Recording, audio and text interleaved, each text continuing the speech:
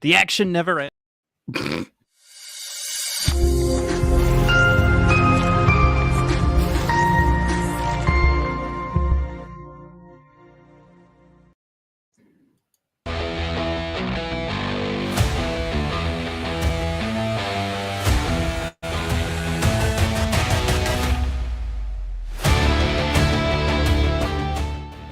Hi, everybody. Welcome to Red Wings Rant, where tirades and impassioned pleas for your Detroit Red Wings finally have a home.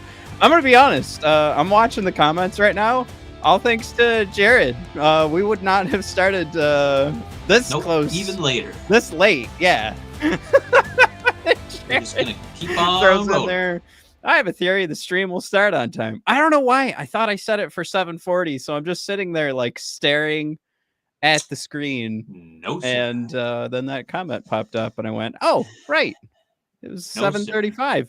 All right. And also, Jared doesn't like our extreme close-ups, so we'll back it up. I kind of like to start the show that way. I feel like we're like, hey, Red Wings. I like Jared being able to count my pores. Yeah. How high did you get, Jared? I feel like we're both fuzzy enough. Like, we're not too HD. Performance art. Dylan is elite. Is he like all that. Elite? Performance art also thrown in there, Vrana with a bunch of exclamation marks. Chewy says, I believe someone's clock isn't right, and it isn't ours, Jared. Lol. We're always on time, 8 minutes late. Wizard Chewy, is never late. Saying open, open, open. Jared, I appreciate you saying, you're concerned for my well-being and health. Very important. Obviously, Matt, who cares? Let's see. Jim Johnson saying no wrinkles. Looks good. Chewy thrown out there. Who else could be sent down when Razor gets back to keep Vrana in the fold? This is where I got distracted, was that I threw in the comments on YouTube. I said, I have a theory that Vrana was going to be called up after the deadline. What I meant to say was, because I screwed up my own theory. I think somebody's about to move real quick. And I think they called up Vrana because they saw that opportunity. But, this big mess of like putting guys on waivers and things like that. I think there may be some conversations happening right now where that Yzerman has gotten either recently or since the start of the season, and he just wanted to make sure he could get the most value out of these guys. While teams have already started to move, and if you were eyeballing Tarasenko, and now you're like, well, I'm not going after Patrick Kane because clearly he's injured this year. Maybe you're deciding options are slim. I'm not going to unload as much for Timo Meier, so you see Robbie Fabry hit the waiver wire or whatever, so you're going after him.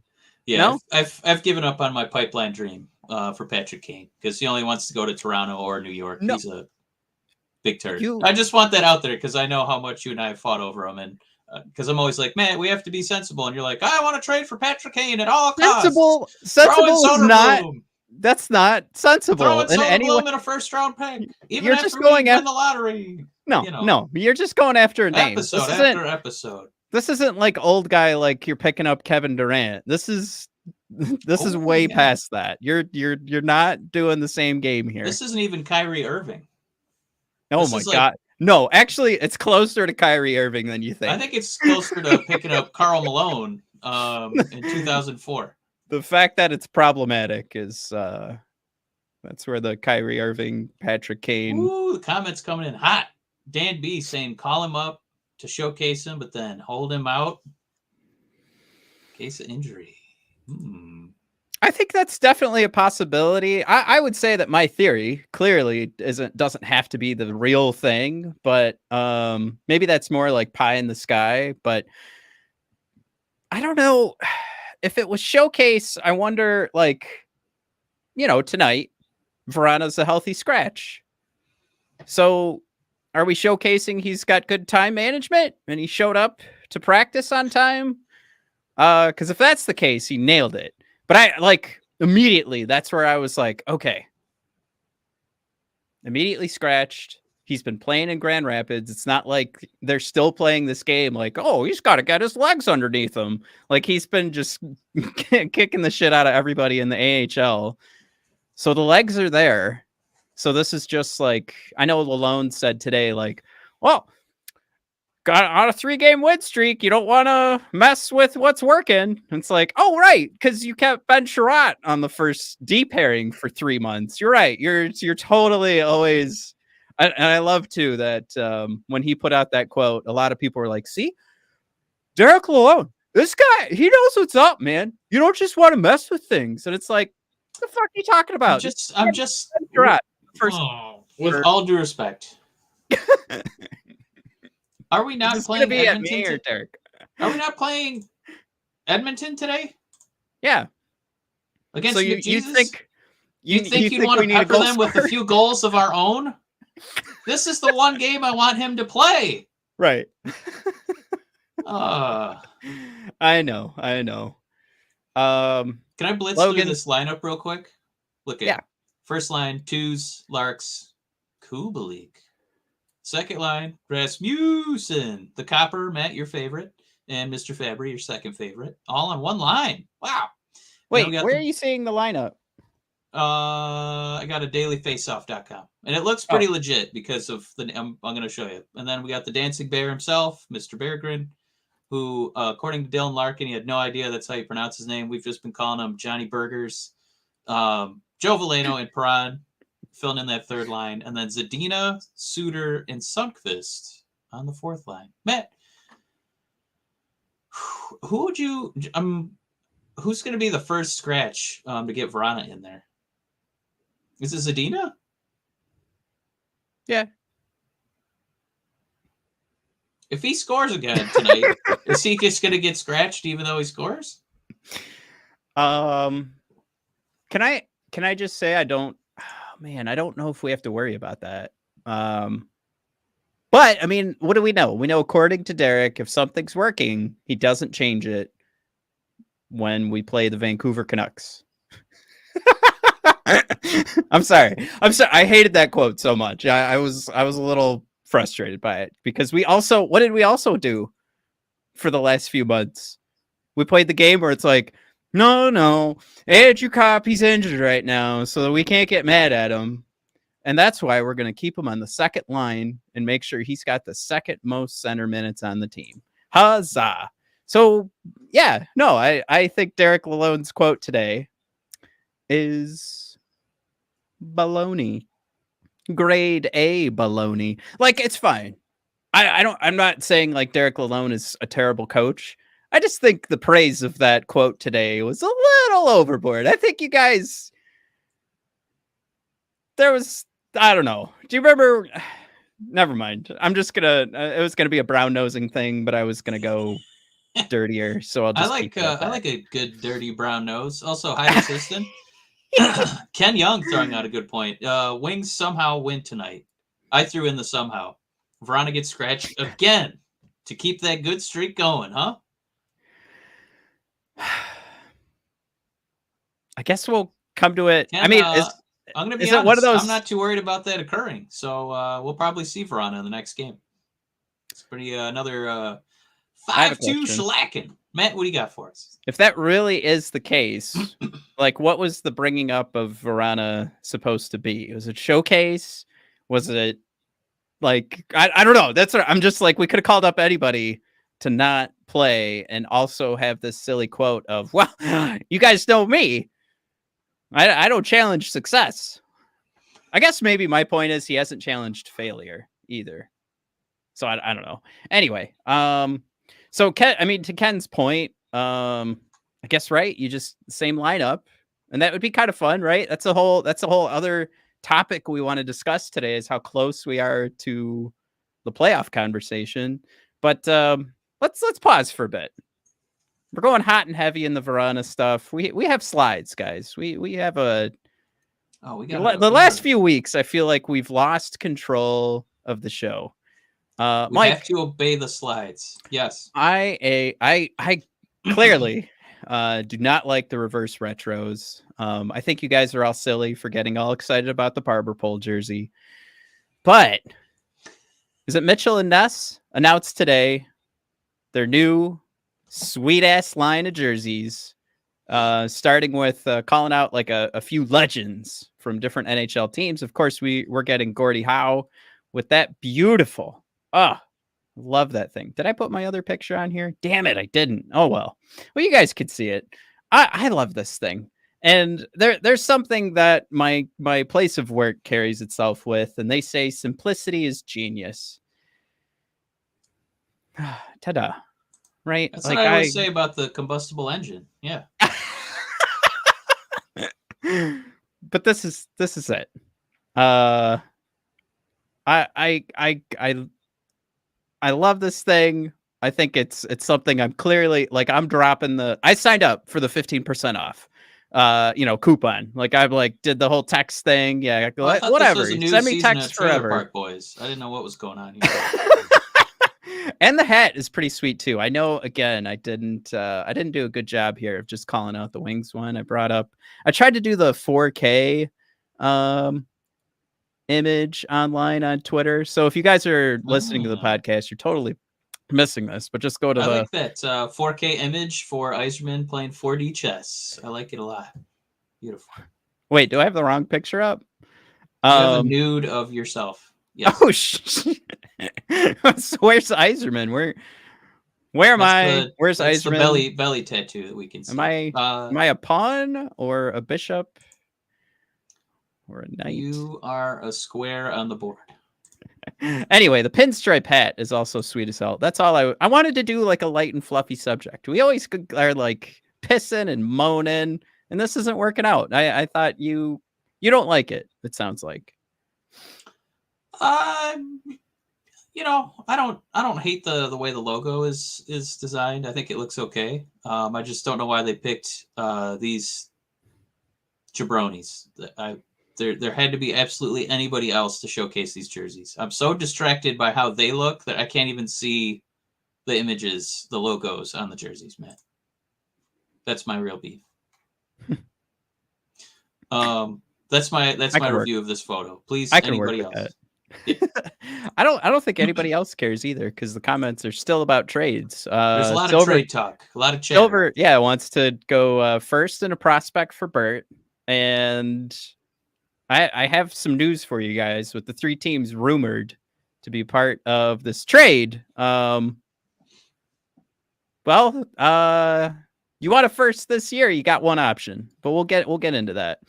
Now, when it comes to that's draft talk, right? That's parallel to that. We want more draft picks.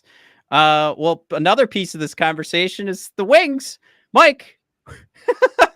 with 52 games played, and this is I don't like the way the NHL does this. Like, they don't separate out like the wild card from all the teams who aren't making it.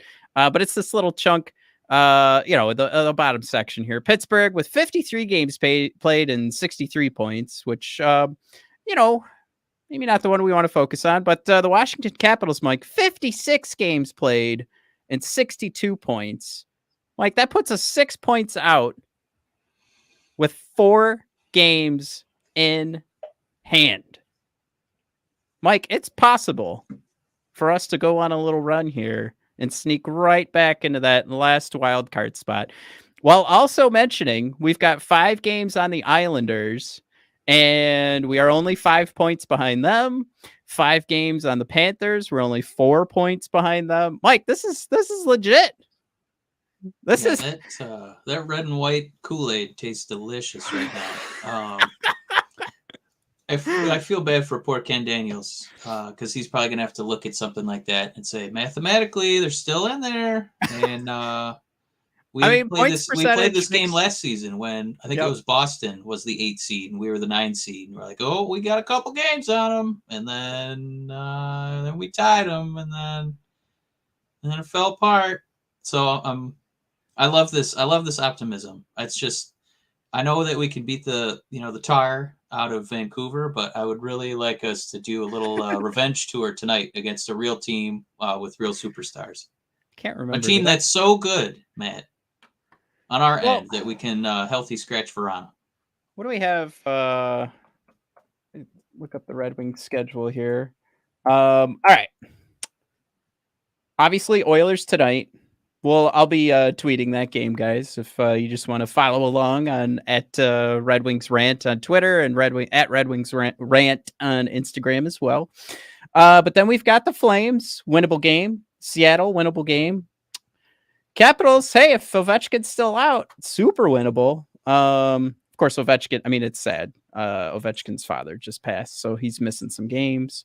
Got a tiny little homestand against the Rangers and the Lightning. 2 very losable games there. We've got a back-to-back with the Senators, leading us into March. So 2 super losable games, but they are at home, and some winnable ones here. I don't know. I mean, it's possible, right? I mean, it's possible for us to go on a little streak here. Of course, we're already shorthanded with Wallman still scratched as he gets healed up. Raymond's out for a couple of games, and Vrana a healthy scratch as well.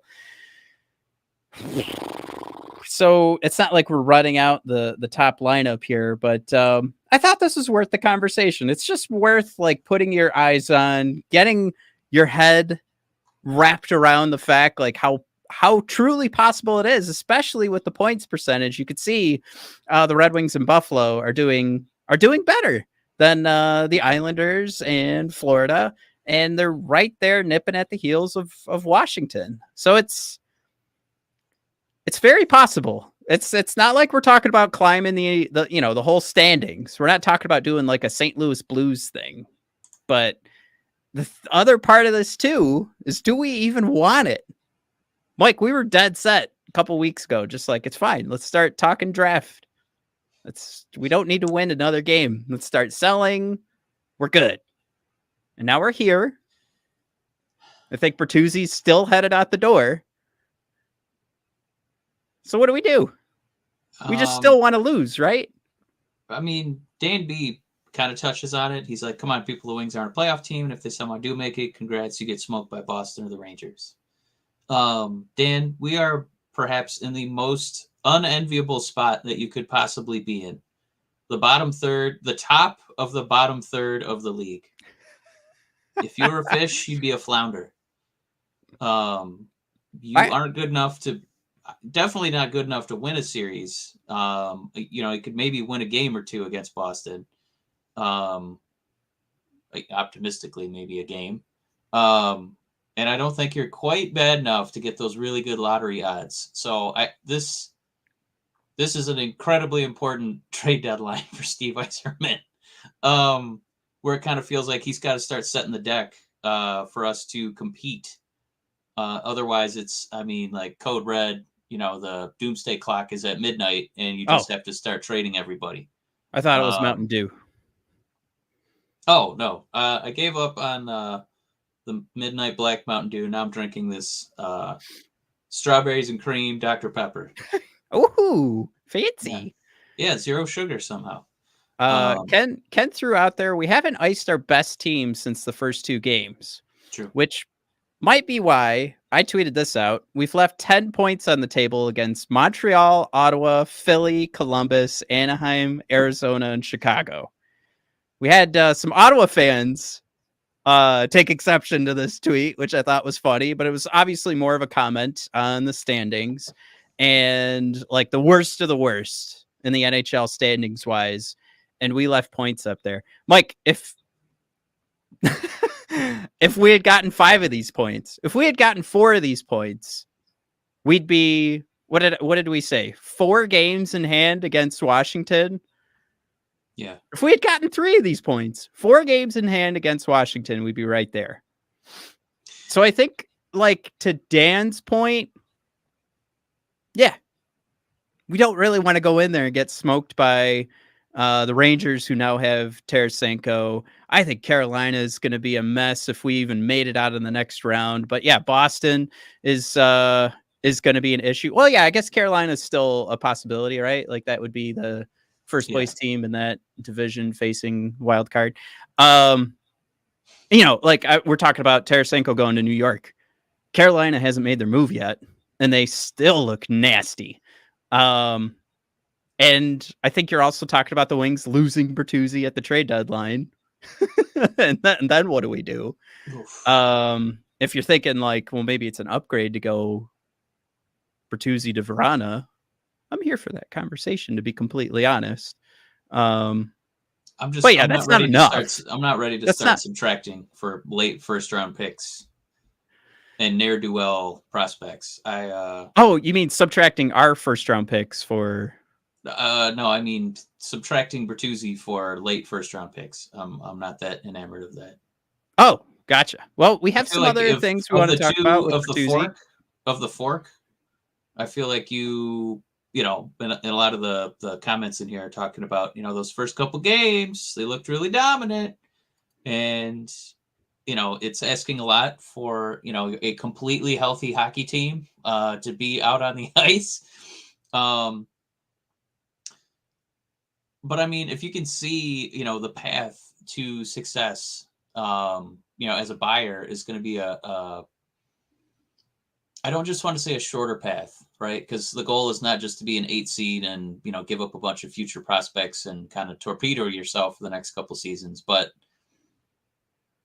you should be closer to contending than being a bottom feeder. Being a bottom feeder would mean some pretty radical, subtractions from this team. Like guys, all the fans wearing the jerseys in Little Caesars Arena, like those names would be getting moved.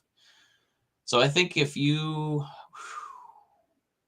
don't feel like that was fake news to start the season, that this team can be something with maybe 1 or 2 more pieces, maybe a certain, defenseman out of, the great state of Arizona. I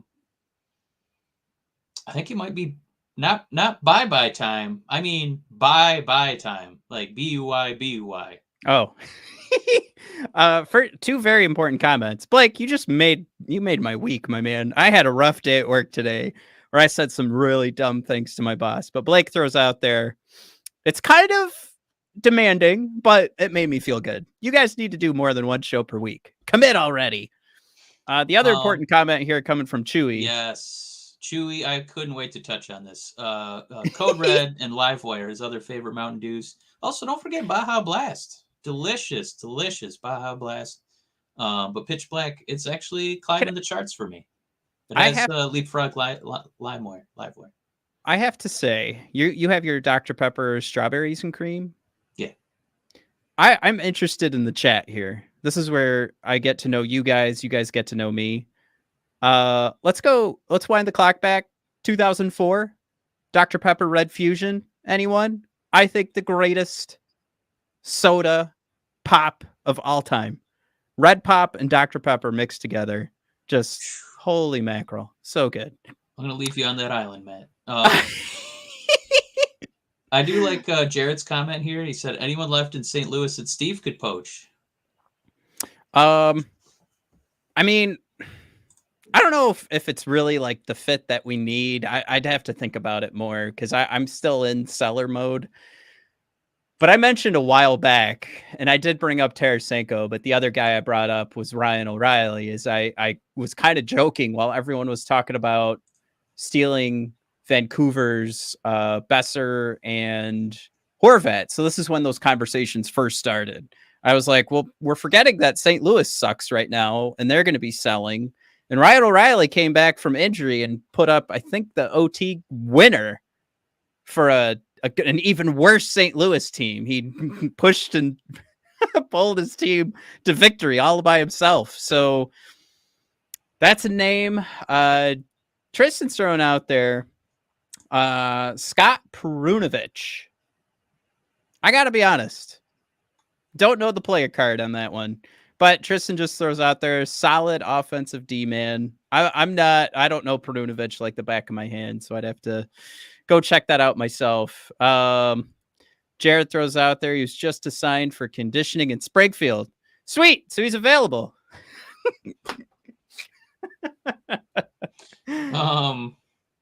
Wow, Ken Young, he's raining fire on this active roster right now. You've got some optimistic views here. Well, I don't think that's optimism necessarily. I think that he's alluding one of to, the names. One of the names. Well, I think with Casper. Yeah, it's probably a little soon for him. But I think what Ken is suggesting then is Bertuzzi leaving via trade. But what if we trade Bertuzzi? What if let's just have fun? We trade Bertuzzi, maybe Fabry leaves or something for like a 6th round pick. We make room, I don't know. On the defensive side, we're not really moving anybody. We would just be clearing out bench space, and then all of a sudden Edvinsson gets up. That's the problem, I think, with the Red Wings bringing Edvinsson up, is that I don't know what. Are you trading away Jake Wallman? Because that blows. Because that kind of kills my next comment here.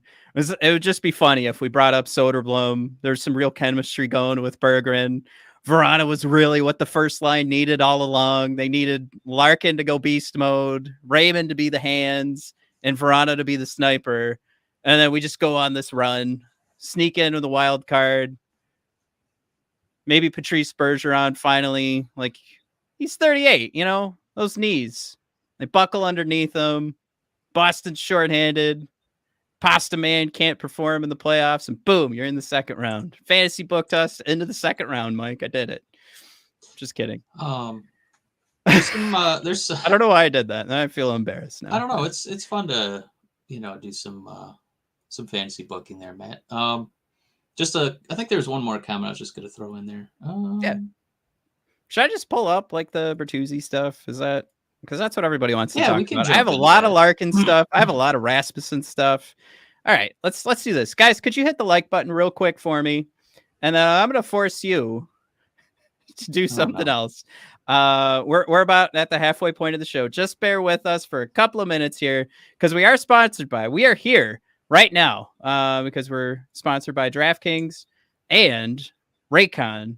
So if you guys could give us a moment, we want to tell you about our two sponsors, and we hope that you'll check them out. This time of year, everyone's talking about making big changes. I think we've all gone through either that commitment or we've given up. Most of the time, it's pretty unrealistic for that reason. For myself, I've been trying to lose weight. That comes along with doing some exercise, but it's just so goddamn cold.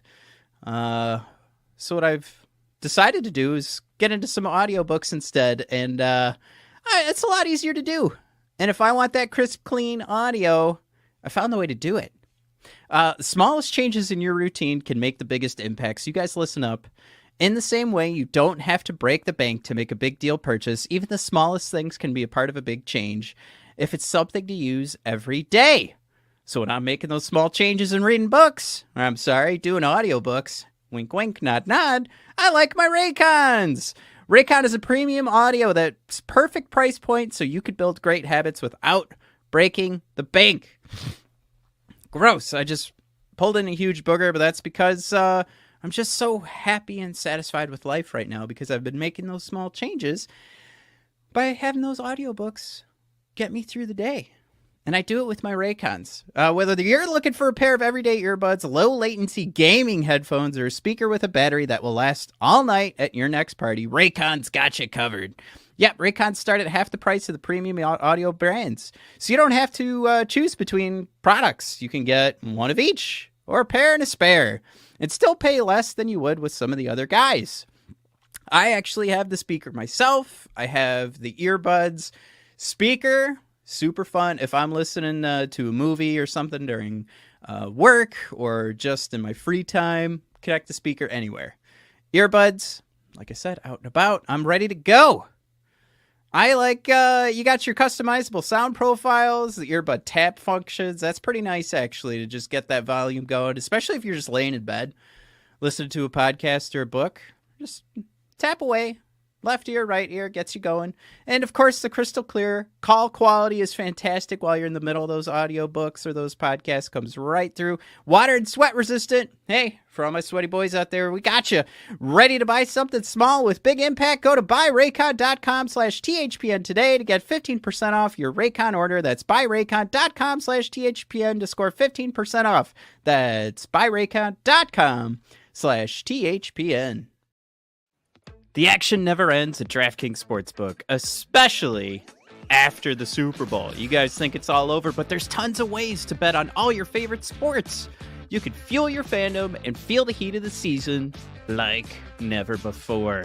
Right now, DraftKings Sportsbook is giving new customers a risk-free bet up to $1,000. That's right. Make your first bet up to $1,000, and if it doesn't win, you'll get another shot to cash in. You could throw down on all the major action for the NBA, obviously for the NHL. Golf's going to get rolling. We've got same-game parlays, spreads, money lines, over-unders, and props for you to bet on. It's honestly, it's going to feel endless to you. DraftKings is safe, secure, and reliable. You can deposit, withdraw your cash whenever you want. I promise. I've done it myself. Download the DraftKings Sportsbook app now. Use promo code THPN and make your first deposit and get a risk-free bet up to $1,000. That's promo code THPN, only at DraftKings Sportsbook. Minimum age and eligibility restrictions apply. See show notes for details. All right. Ken Young thrown out there. I think we'll use this to sort of wrap up the playoff conversation. We need another good draft, more than a first-round sweep. It's a great point, Ken. Now, let me say this. Those are going to be the most fun goddamn... Like, I will podcast after every fucking game. Like, if we made it to the playoffs, you guys would experience a brand new schedule for Red Wings Rant. I don't know. We're ready for 7 episodes a week. I know. Like, you're in heaven for 7, right? Because they say live for 5. I don't know. I'm trying to. I also love this fantasy that Jared's posed. That the Leafs are our first round opponent. And if there's anybody to kind of usher us back into winning playoff series, it's the Toronto Maple Leafs. Yeah, LCA would be crazy if the Wings played the Leafs. I think that's the thing too, Ken. Like, this is all about creating memories. And like, I mean, I don't want to get too up my own ass right now, but like life, right? Life's just about having those memories that you get to carry with you. We're not going to like go, oh man, remember that season where we traded Bertuzzi, Larkin was gone. We were in dead last, man. By the end of the year, we lost 30 straight games. It was great. Like, we're not that. You might remember that, but it's not going to be. That won't be your reaction. You'll be like, yeah, it was the worst time being a Red Wings fan. But if you get that surprise playoff series win, that's the one you remember. That's the one. That's the one you're. You know, if ESPN Classic is still a thing, I don't know. There's a new TikTok where they show teams and fans celebrating, and you notice that, you know, Game 4 win in Detroit. You'll be like, I watched that live. That was one of the most fun games I've ever watched. I guarantee you won't be thinking, if we won that game, you won't be thinking, God damn it, we didn't get that 4th pick that year. That guy ended up scoring 30 goals a season. He was a 50-point player. I'm really burying first-round picks in our draft luck. But, I mean, you're right. Like, Ken, you are 100% correct. To make a better team, we don't need to go to the playoffs this year. That's right. But, again, it's all about the memories, and that would be a great one. But Bert's memories with Detroit are probably coming to a close, as Jeff Merrick reported that the Red Wings are expected to set a high price for Tyler Bertuzzi. Points out 62 points in 68 games last season for a sort of rugged, physical game many teams covet. Jeff, I don't know, Mike, if you've listened to the Jeff Merrick podcast, calls him pricks. Calls Bertuzzi a prick. A lot of NHL teams looking for pricks. I don't know. Bertuzzi always seemed kind of sweet to me. I don't know. Teams such as the Dallas Stars, who are reportedly seeking a player to play next to Tyler Seguin on a more regular basis. And then, of course, we toss in Edmonton and Tampa Bay as well in this conversation. They're all linked to Tyler Bertuzzi right now. Varying degrees of interest. How cute. All right. Mike, we already had in the chat multiple times. Wings need more first-round picks. Well, if you want them this year, you better hope it's Edmonton. Nothing for Tampa and Dallas right now, Mike.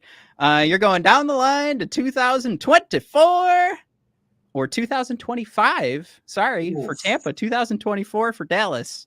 Otherwise, you're getting a heap of middle draft picks, middle of the draft picks. Oh boy. Well, Mike, third, fourth, fifth, sixth, and 2 7th-round picks for Tyler Bertuzzi. Who says no? Probably Gary Bettman. So I think what this is turning into, if these are the contenders to pick up Bertuzzi, I mean, this is turning into an NBA trade where these guys are trading picks that are in like 2027, 2029. And honestly, I don't know why you would be so excited about an Edmonton Oilers 2023 first-round pick when, they're going to be at the top of the standings and probably going pretty deep in the playoffs. So I'm not dying to get that pick. I'm, probably more excited about first-round picks for them further down the line. And that's, but it's stuff like this that makes, a trade so difficult.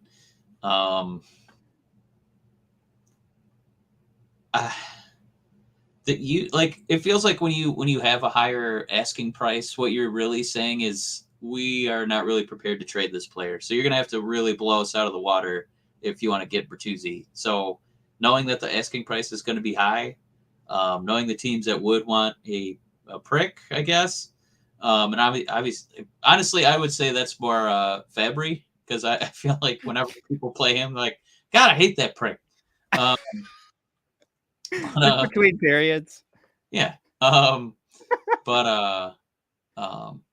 Yeah, I mean, it would be first round picks down the line if it's any of those teams anyway, because you kind of want to wait for their teams to peter out and those picks actually become valuable. I'm not really interested in the 30th pick in the first round. What's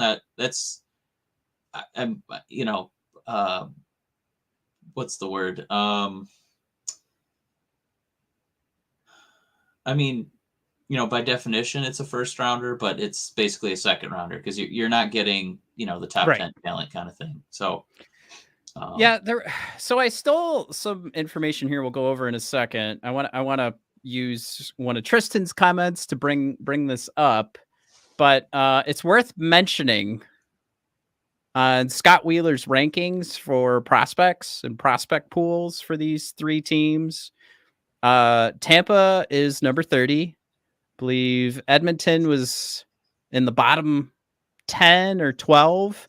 And then you have Dallas. Dallas has some good prospects for us to take a peek at.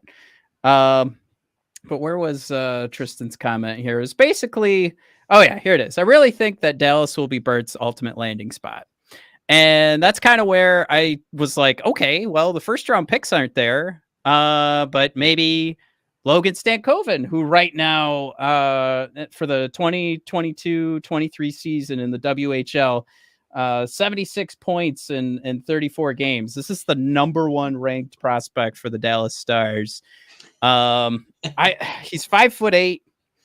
Perfect. Last year, CHL's Player of the Year, I think, was named 18th on my board. Oh, this is in 2021. He's got the height of a guy I would think is the CHL Player of the Year. It's always like a 5'5" guy. It's like Angus Young on skates. Yeah. But Scott does go on, despite his height, plays like a bulldog, competitive, driven, forechecking style. Guys could be getting a Tyler Bertuzzi with more of a scoring touch. Just kind of squish him down a little bit. Bulldog, competitive, driven, forechecking style. Consistently beats stronger players in battles. Now, who's to say? I mean, it's not like he's an ant. And as he gets bigger, he'll get like maybe a little bit more comfortable flight on Redbird 1. Because we can fit him in the overhead compartment instead of the underbelly of the plane. That's what this is all about. But Dan B saying, I think you need to give Dallas more than just Bert for that guy. See, I don't know. I think that this is kind of right in that realm. You're picking up an undersized prospect for a proven first-line winger. I like that. I like where that conversation's going, and that's not to say that the Red Wings draft picks maybe don't get mixed in. I think you're getting a hell of a prospect out of that. But they're good. There could be some movement here of like, maybe it's like we help them move up in the draft in one spot, and it's like we're gonna trade, throw our both second rounders in there for 2023. Like of course our second rounder will be better than theirs, kind of conversation, or if it's like one of their fourth rounders for one of our seconds. I think it's worth the conversation when you're talking about Bertuzzi going for a first round and a prospect. And I like what Mike just said, where it's like, well, that's where the conversation gets easier. Now we're talking one for one. You're talking about a guy who hasn't proven anything in any capacity. And if you were looking for that junkyard dog style, you get it right now in a proven Tyler Bertuzzi, and you don't have to wait for it. And it's a little bit bigger. And Dallas right now is in that position where things need to get traded for them to try and win now. And that's the kind of thing you got to do, because I'll be honest, I'll take a right side defenseman. And I don't know. I went through those lists. I'm thinking maybe this would be my best bet if I'm trading with Dallas. There was another comment. Tristan does pretty good here. He threw out Dylan Holloway, who was supposed to get his start this year with Connor McDavid, and then I think he got injured, and it just hasn't, like, the excitement level. I drafted him on my fantasy hockey team. It did not go well. He threw out, Hronek for Holloway. Gotcha. Well, what I was taking a look at was Philip Broberg, left side defenseman here. 21, spending more time in the AHL than the NHL in his first season in North America a year ago.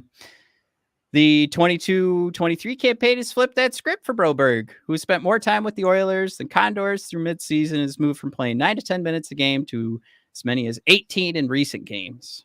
I feel like this, to anybody's point that wants to say that a Stankoven is just impossible. He's doing so good right now. This looks like another solid draft for Dallas, another solid draft pick. I mean,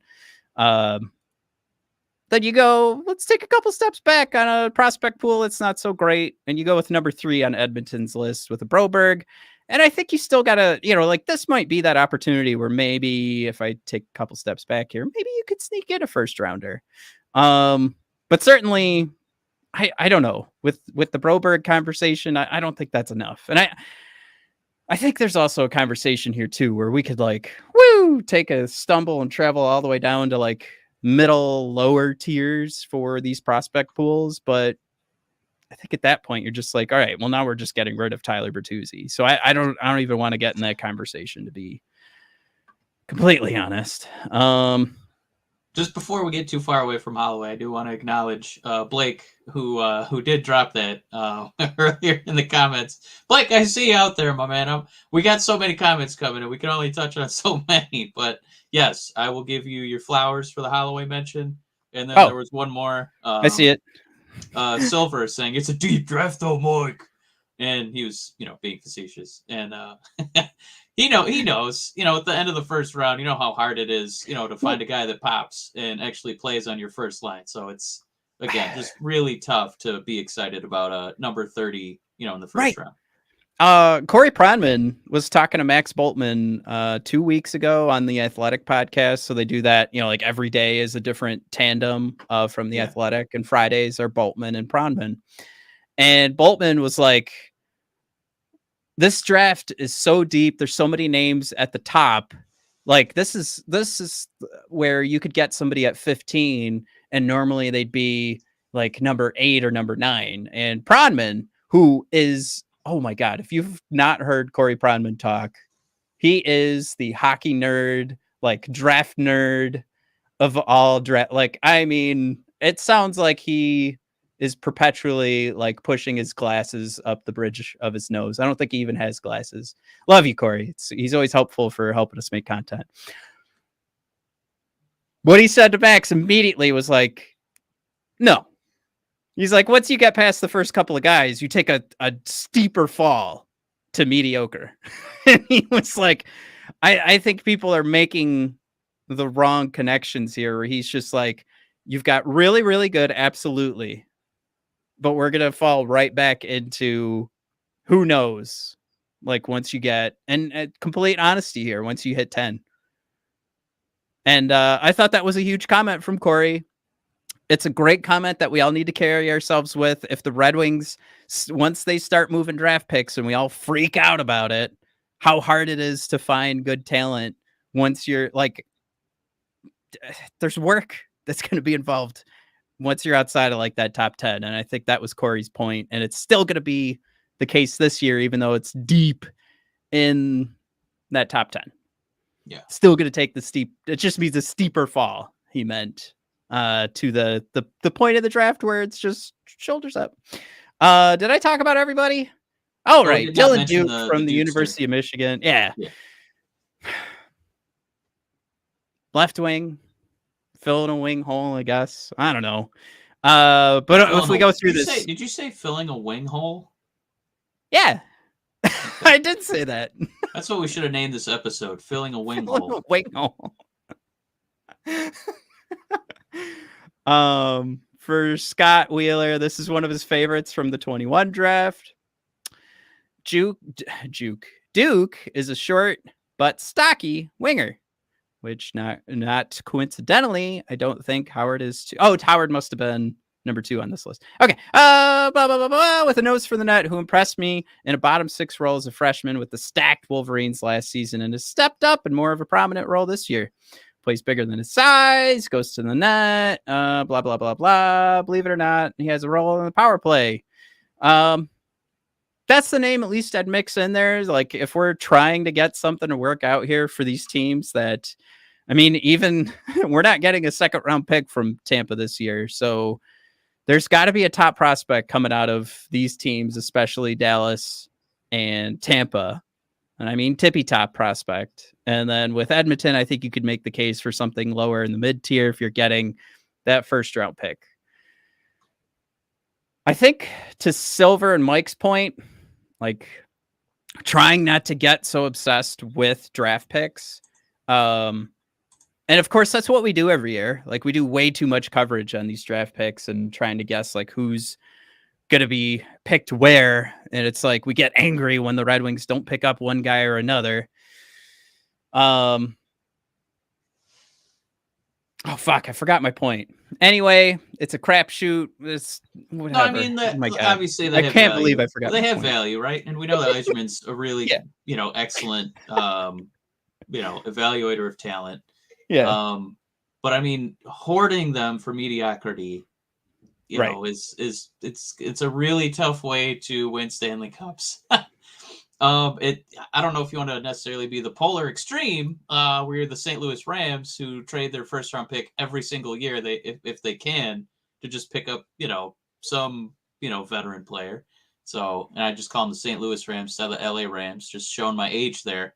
If you're the LA Rams trading your first round pick every year, that's kind of the extreme. So I think that it seems like this chat has kind of been a consensus where maybe start to look into what we can do with it. I think they're coming around to my idea that, maybe there's not as much value in that number 30 first rounder. We'll throw a couple of them out here. Dan B. I did want to throw in Craig McDonald because every time his comments come up, I keep thinking it's Connor McDavid. So Connor McDavid, Craig McDonald, also putting a bit out there for Timo from San Jose. Yeah, that would be a pretty tough trade. That asking price would probably be pretty bananas. I feel like there's going to be a lot of people jockeying for him. I'm glad you mentioned that because I'm a little bit further back in the comments and I saw when he accidentally called Timo Tyler Myers and everybody was like, "What are you talking about?" But yeah, TM. Meant yeah, I knew what you were talking about, Craig. Dan B. The draft is a crapshoot. In 2018, the Wings took Zadina at 6. Dallas took Jason Robertson at 32.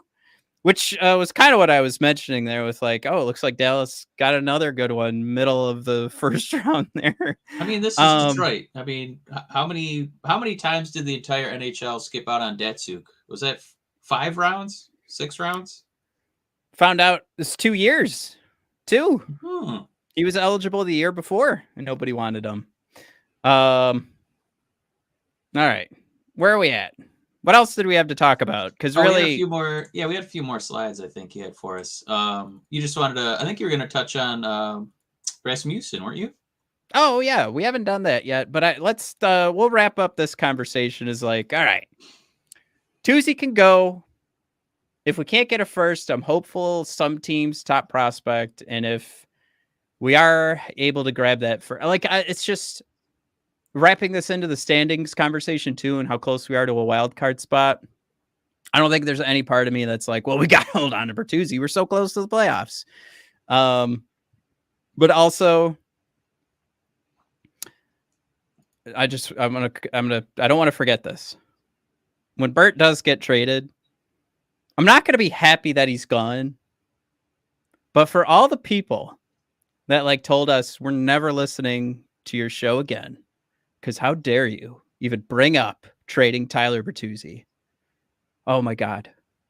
I can't wait for that. It's going to feel so goddamn good. How many times we had to argue with people who were like, no, Steve will never trade Tyler Bertuzzi. He's the heart and soul of this franchise. Oh, it's going to feel so good. Wow. I don't know. Yikes. I don't know who was saying that. Yeah. So we got almost a whole year of it last year. No, I was going to say, there. Yeah, Matt doesn't speak for both of us. I'm not dying to trade Bertuzzi because I don't know what kind of value we're really going to get for him. And it's not. I'm just saying we're at the fork. I'm saying we're at the fork, and trading him gets us, a little bit easier route to getting the number 8 pick in the first round, which I'm not excited about. And keeping him and finding a way to figure him out, I think, is a closer path to getting us on a winning track. This is the problem with doing a show with your brother. This mother. You know what, Matt? I guess I shouldn't call you a motherfucker. Avada Kedavra, right at you, buddy.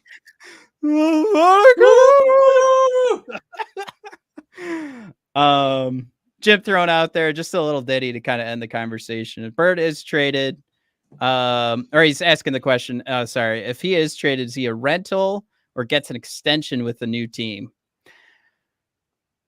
I think Bert is gonna hit the free agent market, which probably hurts, right? Like that next step for those teams that do want to pick him up. And I think that might go into the trade conversation of this guy's a rental. But yeah, I do think I don't know what we know about Bert. I think this guy wants to take his name into the free agent market and get as much money as possible. Not in a bet, in a go get your money, Bert. Maybe he's back. Who knows? All right. Yeah, just a couple more slides before we wrap up today. Really just wanted to celebrate a couple of things when it comes to some guys who are actually on the team. And we start with our boy Rasmussen, who's having a hell of a season. Prashant has made it. Oh, of course. I brought up this picture. I completely forgot why. Mike Big Ras, he got the A on his chest. Oh yeah, that wasn't photoshopped on there. I didn't even. No. Wow. No, he was in his hometown with his family in the stands, and also played a hell of a game too. But yeah, you like to see it. Big Ras getting the A. I you could make the connection of being in the hometown, but I like to think most of this is earned, and that's where Prashant Dyer did all the work for us. If you guys haven't seen it yet, Prashant throws it out there. Less discussed aspect of Michael Rasmussen's game. He ranks 6th in the NHL in minor penalties drawn per 60 minutes played at even strength. That does a lot of good. When you look at the other guys on this list too, Brad Marchand, Kadri, Matthew Tkachuk. Oh, I love this. You know why I love this, you guys? It's another, you guys will know because you live in Detroit. It's not one of those Comerica Park stats that Rasmussen's a part of. On Wednesday nights, on games that start at 7:05, a little after 7, he is the top 4 goals for against guy if it's September. There aren't any games in September, so it's just, some obscure stat. But yeah, Matt, this is a crowd you want to be with. Anytime I see the Cooch on a list, and you're part of that Cooch list, I'm happy. Well, I wanted to shout this out too, because Prashant gives it value. over the course of a season, that adds 3.5 goals for the Red Wings. So I'm assuming he based that off of like our current power play percentage or whatever, but it's huge.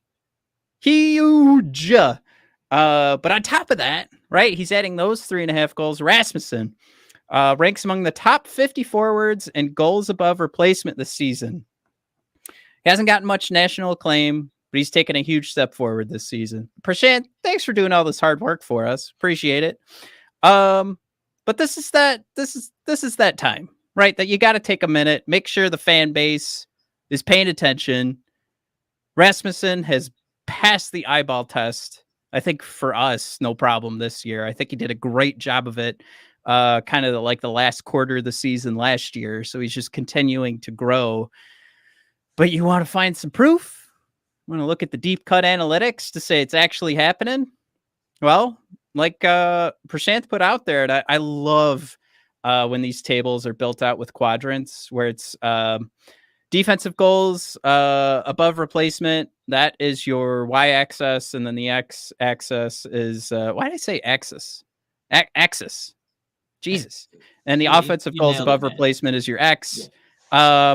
Rasmussen measures out, for anybody listening to the podcast, in the all-around performers. That means you're doing well on both sides. So it's just the aptly typed, aptly named quadrants. By the way, all defense, no offense, all around really good player, which is where Rasmussen is. All offense, no defense, and then why are you here?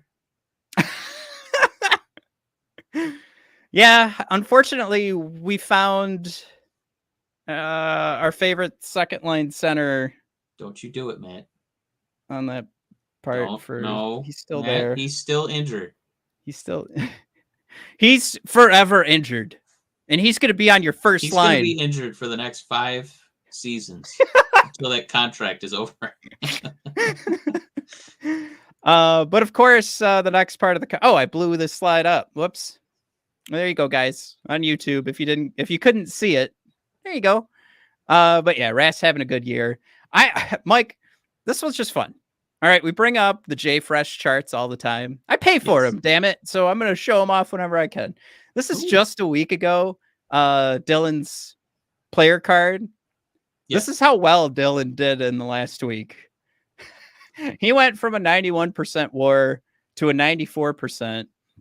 And if you want to take a look too, like at the little graph in the top right there, you could kind of see where from 21-22, he's close to 100 and it takes a dip down to like close to 90. Now it's a straight line in that WAR percentile rank.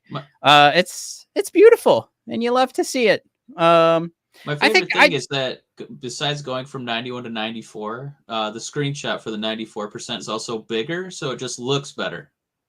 That's because I bought a screenshot thing over the week, so I like it a lot. Changes, right? Yeah. This also came from Prashant, but it's all evolving hockey. It's just Prashant made it pretty.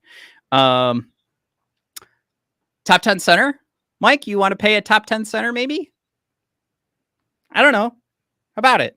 Expected goals above replacement per 60 minutes. Dylan Larkin, Connor McDavid, Austin Matthews, Jack Hughes, Patrice Bergeron, Rupe Hintz, Leon Draisaitl, Tage Thompson, Brock Nelson, and Alexander Barkov have the wonderful privilege of being in the company of Dylan Larkin, Mike, as the rest of the world tightens its sphincter to make sure Dylan Larkin doesn't collect that $9 million in a market that has no centers to pick from. And he's also your hometown boy, your captain, your heart and soul. He will put this team on his back and carry him. I don't know. Into Valhalla? What is that? That's more like death. But anyway, yeah, pay the man. Give the man some money. Cut it out, you guys. If you're a Dylan Larkin truther, which actually makes you just an asshole, just stop it. I don't know how many consecutive episodes we have to say just pay this guy. He's so important to everything they do. Anyway. Silver says he needs to prove it to me with a discount. Silver, this better be another one of those sarcastic. That's the way you show true leadership. the one thing I did want to touch on, it was a few comments ago from Dan B when he said, I owe Rasmussen an apology. He's not a superstar, even a star, but he's starting to turn my opinion around. Dan B, the entire, like, all of Hockeytown owes him an apology. Everybody was ready to give up on this guy. And the only one who really had his back was Yzerman, who said, nope, let's just keep playing him. I think he's going to figure it out. New contract. Lo and behold, he has figured it out. And he's figured it out so well that I actually have more hope for Zadina as he kind of gets to the same, amount of playing time that Rasmussen has. Different players, but just, it takes a little bit of time for guys to develop sometimes. And it's really nice to see Rasmussen developing into pretty GD useful player on this team. Yeah, just under $1.5 million a season, Mike, for Rasmussen. Ooh, gotta love it. I'm actually surprised to realize here Zadina, like we've talked about these numbers and these signings before, but Zadina gets paid more than Rasmussen. I was just making the point how important centers are, and then boom. I mean, oh man, am I dumb? Okay, well, everybody, we're gonna wrap up here. I gotta thank you again for coming along. If you enjoyed the show for a little bit there, hit that like button, subscribe so you guys don't miss the next episode. If you guys are listening to the podcast, please subscribe, rate, and review, and check out DraftKings. Use promo code THPN, and of course Raycon, same thing. But it's buyraycon.com/THPN, and then you guys could help us out. And there's always the shop too. Shop is in the show notes there, so go check it out, buy some stuff, and make me happy. Oh yeah. All right. So what you want to do is put make sure you save it in your cart for a Yzerman fleece, an Yzerman fleece, fleeced by Yzerman, because we have that trade deadline coming up soon here. Adam, just tuning in. Better late than never. All right. Thanks for coming, Adam. We'll see you next week. Blake, no Zadina hate. Dan, thank you so much for coming aboard. I love your input. Jim, thanks for coming. Silver, I feel like it's been a little bit since we've seen you. Sorry if you were aboard last week, but miss you, buddy. I'm inspired by Silver here. Still waiting on a Mike Says Sell the Farm t-shirt. I kind of want to make that just for you, bud. All right, thanks guys. for coming in, guys. Really appreciate it. Yeah, you guys have a good week and enjoy the game tonight. See you on Twitter. Peace out.